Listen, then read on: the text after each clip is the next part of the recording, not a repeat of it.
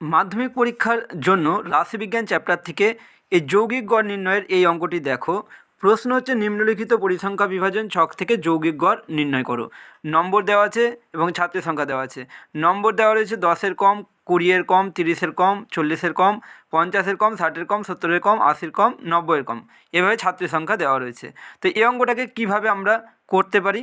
এই অঙ্কটাকে দেখো, প্রথমে এইখানে যে নম্বর দেওয়া আছে সেটার আমরা শ্রেণী সীমানাটা লিখে নেব। এই যে শ্রেণী সীমানা লিখে নিলাম, তারপর শ্রেণী মধ্যক লিখব, তারপর ছাত্রী সংখ্যা মানে পরিসংখ্যা এবং FI/XI লিখব। কেন লিখব?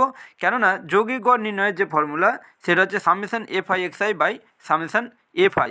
এবার আমরা কি করব? এবার আমরা যেটা করব যে এইখানে 10-এর কম বলছে, তারপর 20-এর কম, 30-এর কম, এইভাবে বলেছে। তো আমরা তার জন্য কী করব? 10-এর কম মানে কি 0 থেকে 10 আমরা লিখতে পারি যে 0 থেকে 10-এর মধ্যে কত আছে পরিসংখ্যা। পরিসংখ্যা কত আছে? যে ছাত্রী সংখ্যা মানে পরিসংখ্যা, পরিসংখ্যা আছে কত? 12। তাহলে 12 লিখে নিলাম। এবার পরে আছে কত? পরেরটাতে আছে 20-এর কম।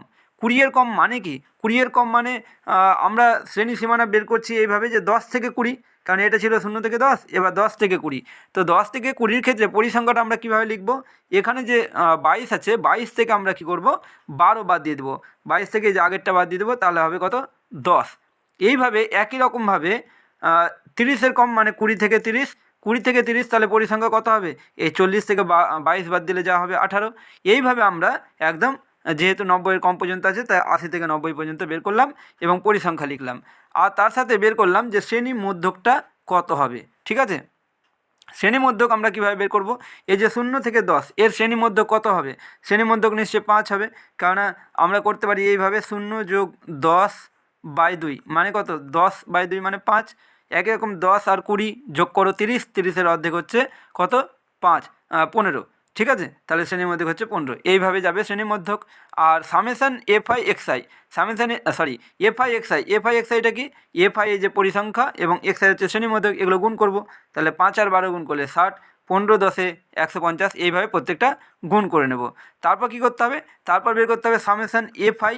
তো এই যে পরিসংখ্যাগুলো আছে, পরিসংখ্যাগুলো সবগুলো যদি যোগ করি, পরিসংখ্যাগুলো সবগুলো যোগ করলে আসবে কত? 120।